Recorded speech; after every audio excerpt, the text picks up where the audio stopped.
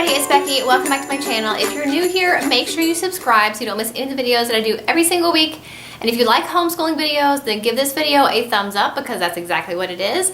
Today, I'm going to be sharing with you guys our updated homeschool room tour. I did a video like this a couple years ago. I've done 2 of these, I think, actually. A couple things have changed. I thought it would be interesting to share it with you guys. I love watching homeschool room tours. It gives me such a source of motivation and inspiration. And I even like to watch public school teachers here on YouTube that show their classroom organization because they have it down to a science. They know how to organize. So I really like watching their videos as well.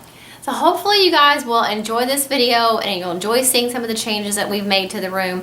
I will also link my homeschooling playlist in the description box below because that homeschooling playlist has every homeschool video I've ever made in it. And that will also include my previous year's homeschool room tour. So if you're interested in seeing what we've done before and what it used to look like and what we've changed, kind of a before and after kind of a thing, then you will find those videos in my homeschooling playlist that is linked below. So that being said, let's get into the homeschool room tour. Okay, so this is our homeschool room. It is actually kind of supposed to be a second living room. That's how it was set up when we bought this house. But it's always been my office, and my office is on that side. The girls have pretty much taken over this side. And if you want to see my desk and my kind of setup over there on the other side of the room, then I will link the video I did about that. I think it was last summer. And if you saw my video a couple weeks ago, my daily cleaning routine summer edition, you would have seen what a horrendous mess this room was a couple weeks ago. So to see it this way before the school year starts, all clean and organized with new shelving and more room than ever, it's pretty exciting. So on this wall over here, we've always had this big system from IKEA. This used to be called the Expedit, now it's called the Calyx.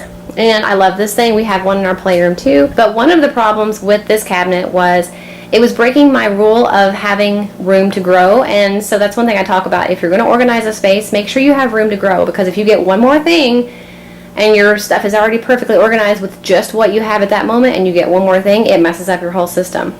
That's kind of how it was in here, but I didn't know where to put anything else. So that's kind of why we had added something over there in the other corner, which I'll talk about more in a minute. So with the addition of the other bookcase, we now have 4 cubes for books, and then I can move this Play-Doh thing or get rid of it and have a 5th cube just for books, because I know obviously being a homeschool family, we are going to have more books, more reference books, more chapter books, and things like that. And being an Usborne Books and More consultant now, I know that I'm going to have tons more books than what I have. So I had to make sure that I had enough room for more books. So that is why those are empty now, which is beautiful to see because they were all crammed full before. And then down here I sorted our homeschooling things a little bit more differently this year. Over in this cube, it's all geography based things. So our geography bingo, all of our geography flashcards, matching landmarks, our little wheels of the continents from the Dollar Tree that I've showed before with the continents. I've got some of these Oriental Trading Company's Where I Am in the World activities. I've got these continent map cutouts from the Dollar Tree, my brain boxes from Mindware, my puzzles from the Dollar Tree, our interactive map from iTykes, just all kinds of geography things are in here. The next cubby is for games and like learning type of play activities. So we have the Tangos Junior, the Mindware pattern play, the travel tangos. We have our little volcano we're going to use next year, some little learning games, some 3D glasses, our Oriental Trading Company constellation flashlight. So just all these little interactive and fun hands-on kind of things. And then I just have our little water beads in there. And then down here I have some games. So Spotted Alphabet, which my youngest is really too old for. This Scrabble Apple game, this little like logic game, and some other games in the back. And over here in the next cubby is just for my youngest daughter. These are the writing boxes that I got from Oriental Trading Company. I showed those in a haul video. I'll try to remember to link it. Also our contractions game from Oriental Trading Company. My daughter's like learn to tie your shoe kind of cardboard thing that I made. I have these little empty popcorn tubs back there that sometimes I use for games. And then this Scrabble, this is really fun. I don't know if I can find it on Amazon because last time I looked it wasn't there, but it's Scrabble Alphabet Soup. It's a really fun game that teaches spelling. And the next cubby over from that is all flashcards that are not geography, so any other type of flashcards. We've got presidents, art, we have our Earth Day boxes in the back, all of our Brain Quest flashcards, some more of these Dollar Tree like wheels, so we have the life cycle of a butterfly, the solar system, the clouds, more solar system flashcards, a Smithsonian flashcard set I got from Costco, so just all types of flashcards. And here we have Bible flashcards, some more space flashcards, a food chain game from the Dollar Tree, and a match the facts game from the Dollar Tree. Down here at the bottom we just have all of our paint and glitter, and then these little art like mats that I got from the Dollar Tree. The next cube over is all craft sets, not necessarily things that we use for homeschooling, but things the girls like to play with. So we have like our soap making kit, the sticker making kit, fingerprint kit, just any type of little boxed activity. Sometimes if the boxes were really big, I pulled them out and put them in these Ziploc bags from the Dollar Tree. The next cube over is all of our beading and jewelry making supplies. And then this next cubby is all Play-Doh and kinetic sand. And then up here we have all books, and like I said, all of this is reserved for books too. So I have my youngest daughter's all about reading level 2 and level 3, some little readers that she can read, her science notebook that she made last year that she still likes to look through sometimes just for reference. All of the girls' magazines, so their Zoo Books magazines, their Christian magazines, those are in there. Library books are on this side of the bookend, and then over here starts our reference. So any type of reference book that we have, some things from the Dollar Tree, some things that I got from Amazon, these things I've had for a long time from the Dollar Tree, and then of course I think all of this, most of this is Usborne. I've got all of our illustrated math, science, and illustrated thesaurus right there, which I love. What used to be in these 4 bins or cubby holes is now over here. Now this is a Trofast system from IKEA. I can't really get the right angle on it. Let me go over here. It's a Trofast cabinet from IKEA that actually is meant to house those like pull-out storage bins. But did you know, I just found this out recently, that you can purchase like shelf inserts for the Trofast. So if you decide you want to turn your Trofast into a bookcase instead of a toy bin pull-out type of system, you can definitely do that by just getting these little shelf inserts. They're 2 in a pack for $9, and they are amazing. And it's also nice if you wanted to have books on top and maybe a toy bin on the bottom. You could definitely put the shelves up here and then have a pull-out bin at the bottom. So I was excited about that because this was in our playroom and we weren't really using it to, to the most it could be used. So I figured it would be a lot more useful down here. I'm not wild about it having to be over here in this corner because it's kind of in the way of our map. Not really, but kind of. But I had to do something. We needed more storage, and this is the perfect solution, and then we already had it. So basically everything that was in the cubbies over there has been moved over here. And this is all the girls like craft books. So all of our klutz books, any type of like hands-on craft book. Down here it's coloring books, coloring books, crossword puzzles. We have our Spirograph kit, Mad Libs, dot-to-dot books, any of those type activity books are there. Down here in the next cubby we have all like mostly sticker related things. So I have letter and seasonal stickers, then the rest are miscellaneous stickers, sticker activity books, and then these are like larger sticker activity pads that wouldn't fit in here are right there. And then in this little envelope they're my youngest daughter's, her personal washi tape that she has. And then over here we just have all of our Learn to Draw books along with some tracing paper. So anytime the girls want to draw something, they can come over here and find their art books. Down here at the bottom, I have these Dollar Tree bins that have, this one has stencils, this one has stamps, this one has like foam stamps, and then we have this stencil kit that I did a review on several months ago. We really like that. And then kind of a Disney, make your own Disney dress kind of a kit that goes there. So these bins over here that used to be over there, I've moved over here into these these cream containers from Walmart. I have craft supplies in both of these, so pom-poms, pipe cleaners, coffee filters, anything you would need for crafting activities, they're in these 2 bins. Down here it's craft kits that are like seasonal, so I've got like Christmas craft sets and things like that.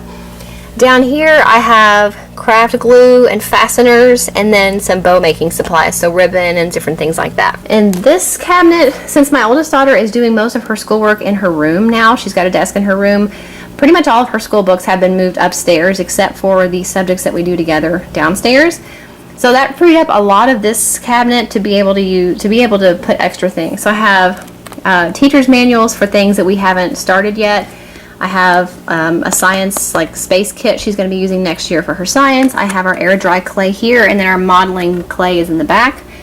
And then down here I just have some science textbooks that my oldest daughter has finished with, but my youngest daughter's not old enough for yet.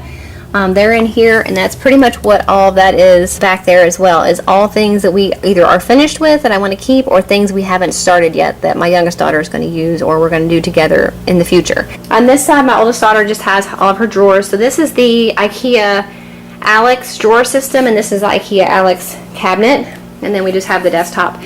But she's got all of her supplies here in the top drawer. The second drawer is just her clipboard that we use a lot for travel, and then these little things that she uses to write down her assignments.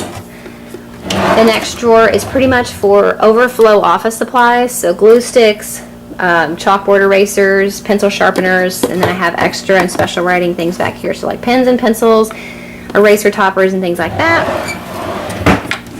The next drawer is more office supplies, so crayons, chalk, Sharpies, dry erase markers, more colored pencils, crayons, colored pencils, and things like that all go in there. And then at the bottom I just have my laminator and all my laminating sheets. That really hasn't changed. Up here in the wall, which is so funny, when we first started homeschooling I was like, I'm not going to hang things on the wall, but now look what has happened. But it's okay, I really like it.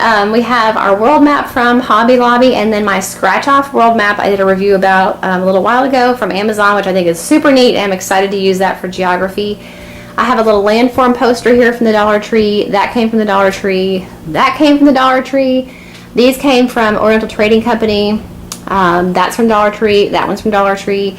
And then my youngest daughter has her bulletin board and kind of her section. So she's got her calendar here, some things that she's working on for All About Reading, the Pledge of Allegiance, and then I just have my little pointer stick from the Dollar Tree.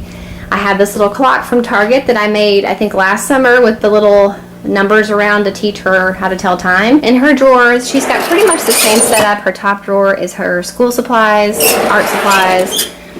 The second drawer is her Math UC blocks, and then just a notepad of pretty purple paper that I had that I thought she would enjoy using that to write her spelling words on.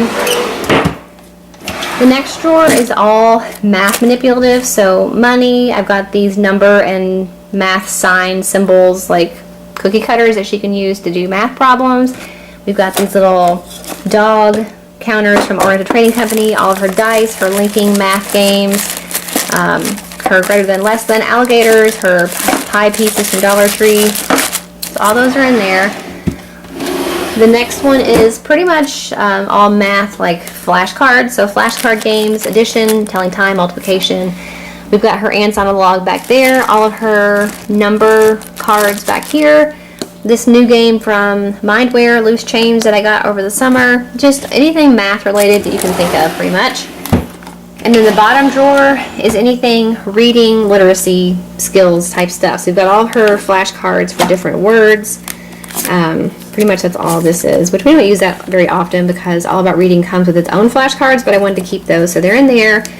I have this Oriental Trading Company Build a Sentence domino game that I did a review about or a video about in a haul, and I'll link that below. Got this little pocket game that came with her writing curriculum, the Disney Telltale Storytelling card game, which is fun, and then we've got these ABC blocks or tiles from Oriental Trading Company that we use back there. And then she has her proper noun and common noun sorting game from Oriental Trading Company. In her cabinet, we actually kept the door on her side since it shows, and I didn't want the look of a messy cabinet being open. Over here, I have this Oriental Trading Company poster, like, bag thing. I don't know what it's called. But basically, it's where I keep all of our extra posters that we're not using. They stay in here where they're protected, and they slide right in between the cabinets so they don't get all bent. And I forgot to show you over here in this corner, I have our little bag that holds, it's actually a long bag, it's not really little. It holds all of our bulletin board strips so they stay safe and they don't get bent either. They fold up inside this bag, and then I have it hung over here with a command strip so it doesn't get bent. I have our extra bulletin board paper, our extra paper down here for our IKEA little art roll thing. And then I have an extra shelf right there for that Trofast cabinet in case I need it. So that all stays over here out of the way. And then on top of the cabinet, well, this year I moved. This map used to be over on the other wall because last year we were doing United States geography.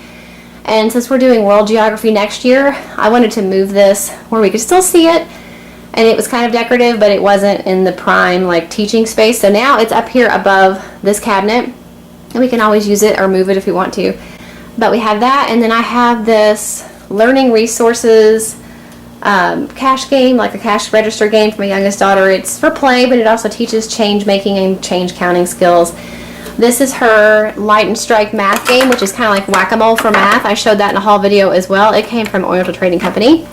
And then we just have our grateful jar up here. That is pretty much it, except for the little chalkboard here on the end.